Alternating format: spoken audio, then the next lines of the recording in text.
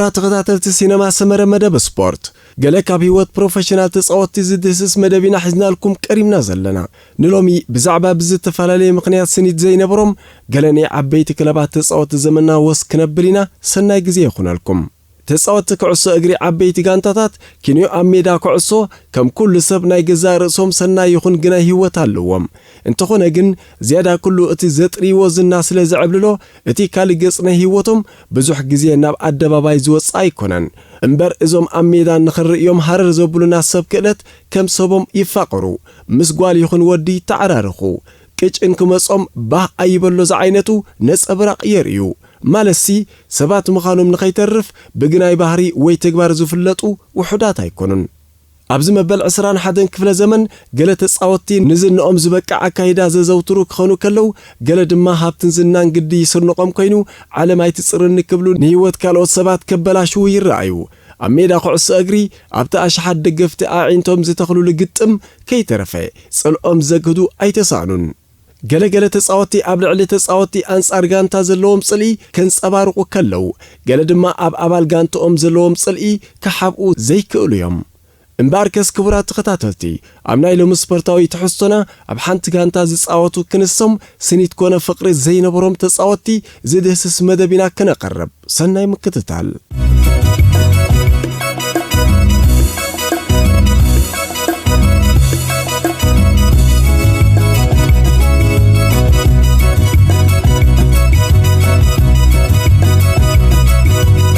تختنفاس أعرق من باروم زنقرلهم دكي أرجنتينا ماورو إيكاردين ماكسي لوبازن كاب جزي يقلعنتهم جميرهم بحدا زعبيو تختنفاس أعرق مخانهم يزنتولهم كلتيهم نناي تحت عسر عامد هاقراويت غانتا أرجنتينا وكيلهم كساواتو انتبقعوكا نعباي هاقراويت غانتا كساوات زبقعاقن إيكارد ترايو كيلتهم إن عزازة أبز خدلو كاب هاقرون وسيهم ناب كلابات إليان تساقاقيرهم إيكاردي مسامبدوريا كتصنبرن كلو ماكسي لوباز دما مسكادانيا تصنبيرو بدحرزي لوباز بملكع لقاح ناب سامبدوريا كتصنبر بمخالو ازوم كلتا تصاوتي كمن دغنا بحاده كتصاوتو عد رخيبهم اب كمزو كونتات يمبار ماورو إيكاردي مسبعلت بيت ماكسي لوباز كرأز جمره أبرئس زلاتات وسختا كم زبالكا نتي بحبو زجمره فقرم اب كلتاشن 14 عامه مهرت وقعوي ناي مرعى سنه سرعات بمغبار مختمتا جبرلو ندكي عركو زعب زلو إيكاردي ولكو اب قلصمو مثل ناي دك لبوز انت توقطي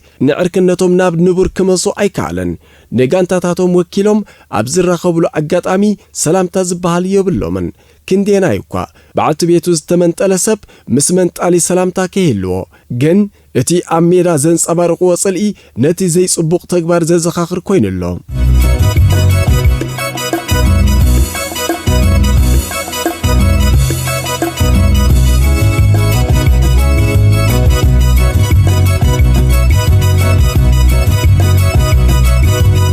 جرمناويان حلو تلدات أوليفر كاهنن يلي مانن حدا جزي اتوم زبلصو حلو تلدات نايزا بلانيتنا زنبوريوم أوليفر كاهن باير مونيخ بزن صبارقو بقعت بطو اب هاغراويت غانتا جرمن كوحز خاليو اب كلتشحن 3 عامه مرت كاب بروسيا دورتموند ناب ارسنال استسغاغر ليمان ون كاب كاهن زينا اسبقعت كم زنبورو ينكرلو يخون امبر كاهن عبي سمن زنان سلازنبورو ليمان تطبابقي حلاو لدات كخوني تقسيبو كاب كلتشحن شدشتن ندحر عبلالنت كهان كنقلقل ترعي حدش أسلطان هاقراويت غانتا جرمن كوينو استمززي كليسمان ليمان ابتوانتي بزن صبارقو زنبر بقعة سلس تمسطي قدما يحلاو لدات هاقراويت غانتا جرمن كخون كم زقبو عمتي كهان جن بزربا كليسمان قطعو كام مقلاس اي تقطبن نجرات تقلابيتو ليمان قدامنت ناي مسلاف عدل مستوحبو صلئنا يزوم كلتا عنتر حلو تلدات فخم كبل جمري بونو دما امناي قالات كينات تشميمم ليمان نبهريات كهان املكيتو ابزابو مغلصي كهان نجرات كهد زيكل طروي كبل زلفو شعوص كبل زمرص كهان ليمان اب ارسنال زنبرو قدماي بوتا بالمونيا مستمنطليو افو كفيتو صحايو كم زبرقلوخا نتي ناي قالات كينات نداد وسخلو مغير ومبر ارسنال كموق استقسب ليمان قداي متقعتي قالات كهان كوني كهان كا نزي ملكيتو ناي ود 30 عامت مسكوني صوتا زجمر حلاو لدات تقياري كتكون ازيو زحفري كبل زلفا فني نيرو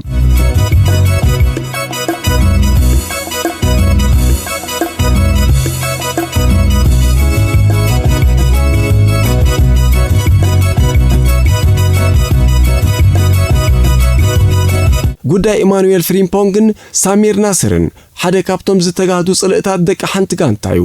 ኢማኑኤል ፍሪምፖንግ ካብቶም ልዑል ተስፋ ዝተነብረሎም መንእስያት ኣባላት ክለብ ኣርሰናል እዩ። ይኹን እምበር ንኣሰልጣኒ ኣርሰናል ዝነበረ ኣርሰን ቨንገር ክምስጥ ብዘይምኽኣሉ ብመልክዕ ልቓሕ ናብ ዝተፈላለያ ጋንታታት ከርተት ክብል ተራእዩ። እዚ ኣከፋፋሊ ከምኡውን ክለብ ኣርሰናል ወዲ ጋንቱ ዝነበረ ሳሚር ናስሪ ሓርፋፍ ርክብ ከም ዝነበሮም ይዝሕበር። ፍሪምፖንግ እቲ ሓቂ ነዚ ናስሪ ዝበሃል ሰብ ፈትየዮ ኣይፈልጥን ንሓዋር እውን ኣይክፈትዎን ኢሉ ዘውፅኦ ክኸውን ከሎ ካብኡ ሓሊፉን ወላ 5 ቢልዮን ዶላር እንተዝህበኒ ኣይምፈትኽዎን ክብል ምስ ሳሚር ናስሪ ንዘለዎ ጽልኢ ገሊጽዎ ነይሩ። ጽልኢ ናይዞም ክልተ ኣከፋፈልቲ ኣብ 2011 ዓመተ ምህረት ኣብ ግጥም ኣንጻር ሊቨርፑል ዝጅመር። ኣብዛ ብዓወት ሊቨርፑል 2-0 ዝተዛዘመ ጸወታ ፍሪምፖንግ በቀይሕ ካርድ ምስ ተባረረን ናቱ ምጉዳል ንዘጋነርስ ግዳይ ከም ዝገበሮምን ናይ ቀረባ ተዘክሮዩ። ድሕሪ ጸወታ ኣብ መቀየር ክዳን ከዓ ሰሚር ናስሪ ጠንቂ ስዕረት ናይቲ ጸወታ ፍሪምፖንግ ምዃኑ ብዓውታ ተዛረበ። ጽልእዞም ክልተ ተጻወተ ኣርሰናል ብመንገዲ መራኸቡ ብዙሃን እውን ቀጺሉ። ሓደ መዓልቲ ቴሌፎነይ በትልሙድ መጸውዒያ ኣድሃየት ምስ ተቐበልክዋ ደዋሊ ናስር ኮይኑ ጸኒሕኒ ንኽፈራርሓኒ ድማ ደው ኢልለይ። ኣነ ድማ ካብቶም ዝፈርሖ ተጻወቲ ከም ዘይኮንኩን ንነገራት ብጉልበት ክፈትሖም እንተደልዩ ቅርብ ከም ዝኾንኩን ሓቢረዮ ክብል የዘንቱ ኣብዚ ግዜ እዚ ኣብ ክለባት ሩስያ ዝጻወት ዘሎ ፍሪምፖንግ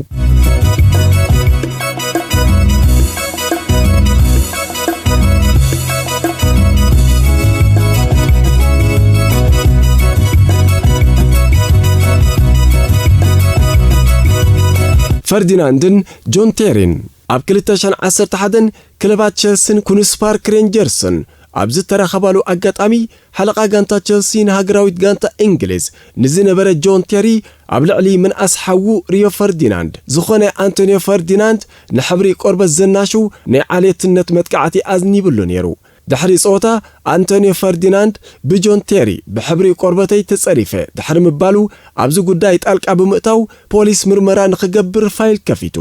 ጆን ቴሪ ኣብ ሃገራዊት ጋንታ እንግሊዝ ወዲ ጋንቱ ምስ ዝኾነ ሪዮ ፈርዲናንድ ከይቀያየም ግዲ ሰጊው ከምኡ ዝበለ ዘረባ ከምዘይውፅአ ቃሉ ሂቡ። ይኹን እምበር ብናይ ከንፈር መንበቢ ተሓጊዞም ምርመራታቶም ዘካየዱ ኣባላት ፖሊስ ዓባይ ብሪጣንያ ኣብ ልዕሊ አንቶኒዮ ፈርዲናንድ ዓለታዊ ጸርፊ ከም ዘውፅአ ኣረጋገጹ። ኣብ ልዕሊ ጆን ቴሪ ኸ ክስ ተመስረተ። በዚ ጉዳይ እዚ ጆን ቴሪ መዝነት ሓለቓ ሃገራዊት ጋንታ እንግሊዝ ተመንጢሉ።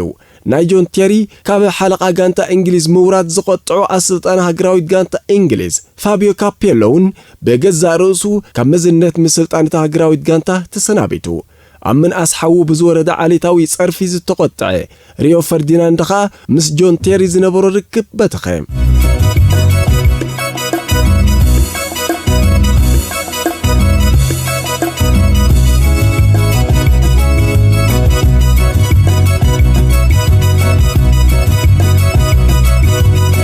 ክርስቲያኖ ሮናልዶን ጋረዝ በይልን ኣብ ዝተፈላለየ ግዜ እቶም ዝኸበሩ ተጻወትቲ ዓለም ዝኾኑ እዮም። ሮናልዶ ኣብ ማንቸስተር ዩናይትድ ብዘርአዮ ኣደናቂ ብቕዓት ኣብ 2009 ዓመተ ምህረት በኣሳት 80 ሚልዮን ፓውንድ ናብ ሪያል ማድሪድ ተሰጋጊሩ። እዚ መጠን ገንዘብ ኣብ ግዚኡ ንዓለም ኣዛሪቡ ነይሩ።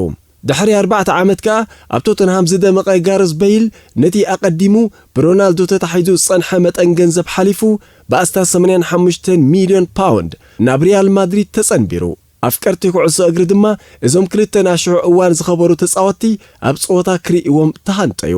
ሮናልዶ ከም ስግኣት ስለ ዝቆጸሮ ምምጻእ ናይቲ ዌልሳዊ ናይ ክንፊ ኣጥቃዓይ ከም ዘይሐጎሶ ናይ ቀረባት ዓዘብቲ ይገልጹ። ዓብላልነቶም ንምርኣይ ድማ ክልቲኦም ተጻወቲ ኣብ ህልኽ ኣተዉ። ኣብ ሓደ ናይ ጸወታ ኣጋጣሚ በይል ንሮናልዶ እንተዝህቦ ዝያዳ ጎል ናይ ምዃና ዕድል ንዝነበራ ኩዕሶ ባዕሉ ፈቲኑ መሳሓታ። ሮናልዶ ቁጣዒኡ ኣብ ማእከል ሜዳ ካብ ምግላጽ ኣይተቆጠበን። ኣብ ቦታ ልምምድ እውን እንተኾነ ኣብ መንጎዞም ክልተ ተጻወቲ ምትህልላኽ ከም ዝነበሮ ይዝገለጽ። ይኹን እምበር በይል ምስቲ ሮናልዶ ዘሰላስሎ ጽዑቕ ልምምድ ብምንጽጻር ከም ዘይዋጽኦ ግዲ ተገንዚቡ ካብቲ ህልኽ ከንሰሕብ መሪጹ። ድሕሪ ግዜ ኸ እዞም ከዋኽብቲ ተጻወቲ ህላውነቶም ኣብ በርናቡን ዓብላልነት ሪያል ማድሪድ ኣብ ኤውሮጳ ምዃኑ ብምግንዛብ ኣብ ሓበራዊ ጸወታ ኣድሂቦም።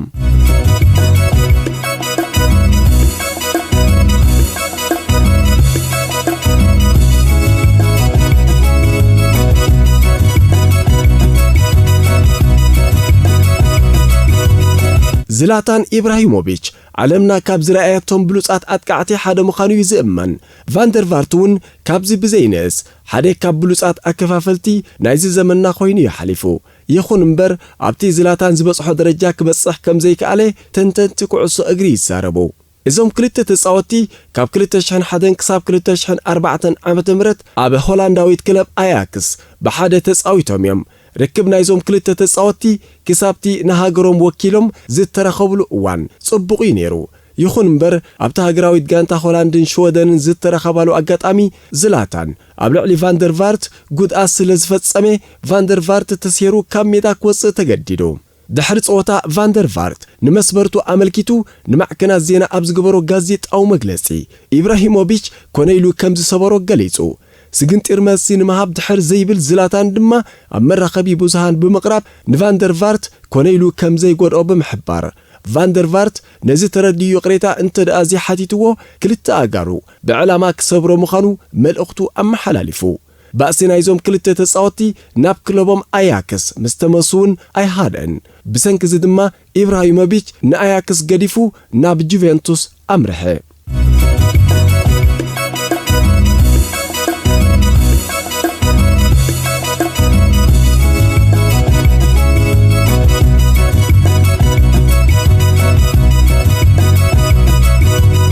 ኣብ መንጎ ጆን ቴሪን ዋይን ብሪጅን ዘጋጠመ ፍጻሜ ተጻዋታይ ኣብ ልዕሊ ወዲ ጋንቱ ከውርዶ ካብ ዝኽእል በደላት እቲ ዝኸፍአዩ እንተተባህለ ዝተጋነነ ኣይኮነን። ጆን ቴሪን ዋይን ብሪጅን ኣብ ክለብ ቸልሲን ሃገራዊት ጋንታ እንግሊዝን መጻወቲ ዝነበሩ እዮም።